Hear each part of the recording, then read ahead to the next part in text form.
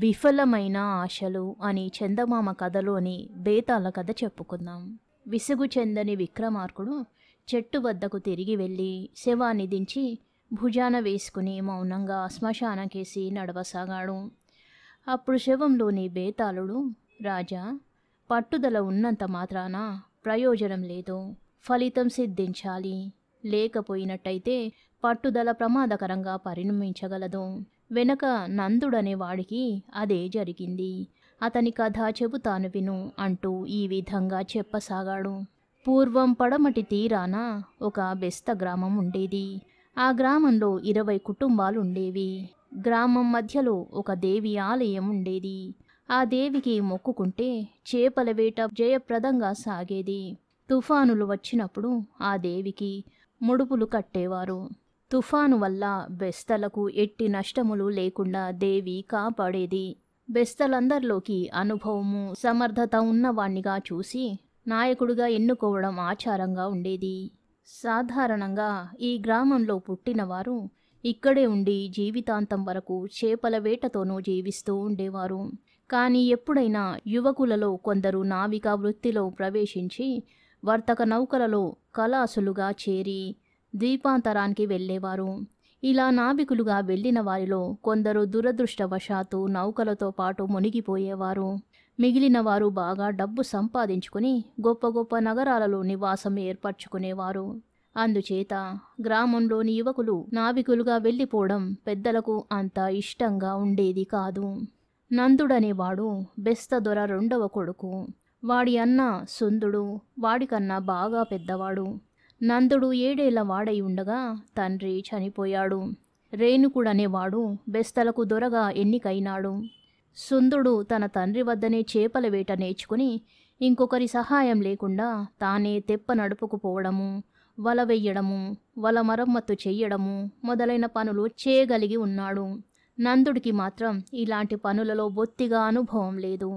అందుచేత వాణ్ణి వాడి తల్లి రేణుకుడి దగ్గర చేపల వేట నేర్చుకోవడానికి పెట్టింది. మొదటి నుంచి కూడా నందుడు చాలా చురుకుగల వాడే కాక సాహసికుడును. అందుచేత వాణ్ణి రేణుకుడు ఎంతో మెచ్చుకునేవాడు. ఊళ్ళో అంతా వాణ్ణి గురించి ఆశ్చర్యంగా చెప్పుకునేవారు. ఇటువంటి వాడు నావికుడైతే ఎంతైనా సంపాదించగలుగుతాడు అని బెస్తలు అప్పుడప్పుడు అనేవారు. వెంటనే నందుడి తల్లి, అమ్మో, నా కొడుకు నావికుడు కావటమే నేను ఒప్పను అనేది. ఆమెకు తన కొడుకు నావికుడైతే ఇల్లు వదిలిపోతాడని భయం. రేణుకుడికి సుందరి అని ఒక కూతురుండేది. అది నందుడి కన్నా 2 ఏళ్లు చిన్నది. పేరుకు తగినట్టు అది అందమైన పిల్ల కావడం చేత అందరూ దాన్ని ముద్దు చేసేవారు. ఒకరోజు రేణుకుడు సుందరిని వేలాకోలానికి పెద్దయితే నువ్వు ఎవరిని పెళ్లి చేసుకుంటావే అని అడిగితే, అదిగో ఆ నందుణ్ణే చేసుకుంటా, ఇంకెవరిని చేసుకోను అన్నది. ఈ మాట వినగానే నందుడి మనసులో ఏదో తుఫాను రేగినట్టయింది. వాడికి సుందరిని చూస్తే ఎంతో ఇష్టం. కానీ ఆ పిల్ల తనను తప్ప ఇంకెవరిని చేసుకోను అనగానే వాడికి తన భవిష్యత్తు యావత్తు ఒక్కసారి కళ్ళ ఎదుట కనబడినట్టయింది. ఇంకో 7-8 ఏళ్లలో సుందరికి పెళ్లి ఈడు వస్తుంది. అప్పుడు తనకు దానికి పెళ్ళవుతుంది. అందుచేత ఈ లోపుగానే తాను బోలెడంత ధనం సంపాదించాలి. ఈ ఊళ్ళో ఉండి చేపలు పడితే ధనం రాదు. అందుచేత తాను ఈ ఊరు వదిలి వెళ్ళిపోయి నావికుడుగా చేరాలి. కానీ ఇదంతా తన వల్ల అవుతుందా? దేవి అనుగ్రహిస్తే ఎందుకు కాదు? వాడు ఒంటరిగా దేవి గుడికి వెళ్ళి మోకరించి, అమ్మా తల్లి, నన్ను నావికుని చేసి బాగా డబ్బు వచ్చేటట్టు చేస్తివా? సముద్ర తీరాన సముద్రం మీద 2 కోసుల దూరం కనిపించేటట్టు గుట్ట మీద నీకు పెద్ద గుడి కడతాను. తరువాత సుందరి నేను పెళ్ళాడి మేమిద్దరము రోజు నీకు మొక్కుకుంటాము అని ప్రార్థించాడు. ఆ తరువాత వాడు తల్లి వద్దకు వెళ్ళి ఆమెతో, అమ్మా, నేను ఈ పల్లె వదిలి వెళ్ళిపోయి నావికుణ్ణి అవుతాను, నన్ను ఆశీర్వదించు అన్నాడు. తల్లి ఈ మాట విని నిర్ఘాంతపోయింది. వెళ్ళవద్దని కొడుకును బతిమాలుకున్నది. నాయనా, నాకు మీరిద్దరూ చెరొక కన్ను వంటి వాళ్ళు. నువ్వు వెళ్ళితే నేను సగం గుడ్డిదాన్నవుతాను. ఇంత చిన్న వయసులో నువ్వు నావికుడు కావడమేమిటి? నువ్వేమైపోయావు అని నేను రోజు దిగులు పడుతూ బతకలేను. నువ్వు ఒకవేళ డబ్బు సంపాదించి సుఖంగా ఉన్నా తిరిగి రావు, నాకు తెలుసు అని తల్లి అన్నది. నందుడు తిరిగి వస్తానని తల్లి మీద ఒట్టు పెట్టుకున్నాడు. తాను దేవతకు మొక్కిన మొక్కు విషయం కూడా వాడామెకు చెప్పేశాడు. నావికుడు కావాలన్న ఉద్దేశం వాడు మార్చుకునేటట్టు కనబడలేదు. విధి లేక తల్లి సరేనన్నది. వాడు వెంటనే బయలుదేరి వెళ్ళిపోయాడు. దేవి వాడి కోరిక ఈడేర్చిందనే చెప్పాలి. ఎందుకంటే పసివాడైనప్పటికీ వాడికి వర్తక నౌకలలో ఉద్యోగం దొరికింది. వాడికి సహజంగా ఉన్న చురుకుదనం నౌకలు నడపడంలో బాగా రాణించింది. ఎన్నోసార్లు వాడు వర్తకులకు ఆపదలో అడ్డుపడ్డాడు. ఆరితేరిన నావికులు కూడా బెదిరే తుఫానులో వాడు యుక్తిగా ఓడలను నడిపి చాలా సమర్థుడనిపించుకున్నాడు. అనేక మంది వర్తకులు వాడికి బహుమానాలిచ్చారు, తమ లాభాలలో వంతులిచ్చారు. వాడు చాలా ధనం సంపాదించుకున్నాడు. 8 ఏళ్ల పాటు నావికుడుగా జీవించి నందుడు తాను సంపాదించిన ధనంతో స్వగ్రామానికి చేరుకున్నాడు. అప్పటికి 2 సంవత్సరాల క్రితమే సుందరికి భార్య అయిపోయింది. నందుడి ఆశలన్నీ అడుగంటిపోయాయి. ఆ సుందరి కోసమే వాడు అన్ని శ్రమలు పడి అంత డబ్బు సంపాదించుకొని వచ్చాడు. ఇప్పుడు వాడికి భవిష్యత్తు శూన్యంగా కనిపించింది. సుందరిని కాక మరొకరిని చేసుకోవడం వాడికి ఎంత మాత్రమూ ఇష్టం లేదు. ఎందుకంటే 8 ఏళ్లుగా వాడు సుందరే తన భార్య అని మనస్ఫూర్తిగా నమ్మాడు. అయితే సుందరి నందుణ్ణి ఏనాడో మర్చిపోయింది. ఆ రోజు నందుణ్ణి తప్ప ఇంకొకరిని పెళ్లాడనని అన్న మాట కూడా ఆమెకు జ్ఞాపకం లేదు. నందుడు నావికుడు కావడానికి వెళ్ళిపోయిన 4 ఏళ్లకు సుందరి తండ్రి చనిపోయాడు. సుందరిని ఆమె తల్లిని పోషించే మగదిక్కెవరూ లేరు. అందుచేత వాళ్ళు తిండికి కూడా చాలా ఇబ్బంది పడ్డారు. ఈ లోపల సుందుడు చేపల వేటలో చాలా ప్రవీణుడైనాడు.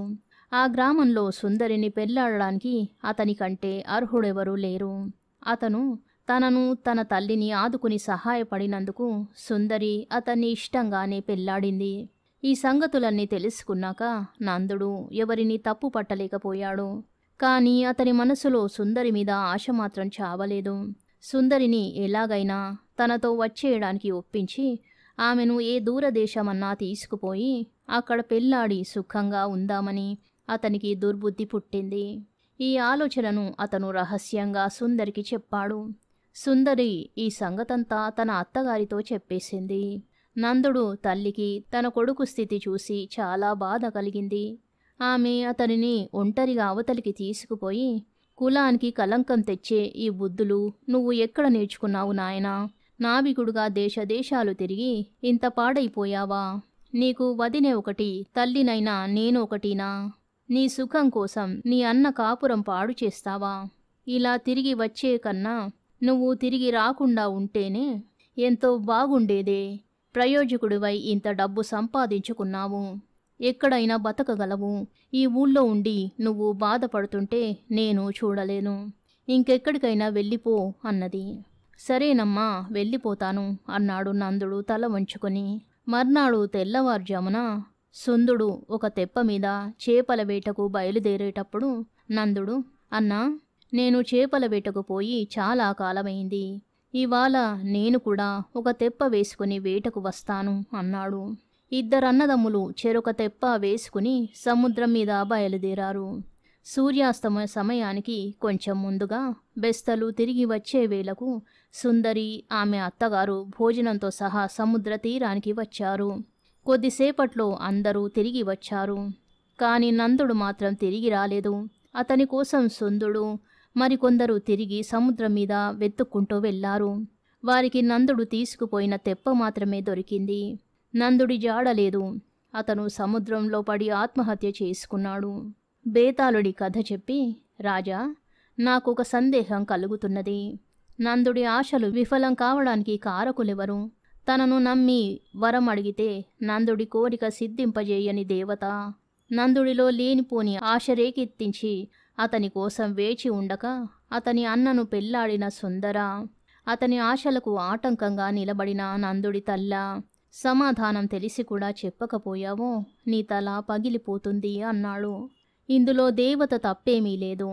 సుందరిని పెళ్లాడడమే నందుడికి కావలసినట్టయితే ఆమెను తన భార్యగా చెయ్యమని అతను దేవతను ప్రార్థించి ఉండవలసింది.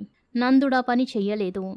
తాను నావికుడై డబ్బు గడించి తిరిగి వచ్చేటట్టు దేవి వరమిస్తే సుందరిని పెళ్లాడడం తన చేతిలో ఉన్నదని అహంకరించాడు. సుందరి తప్పు కూడా ఏమీ లేదు.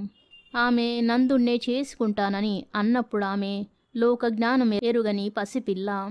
దానికామె ఎంతమాత్రమూ బాధ్యురాలు కాదు.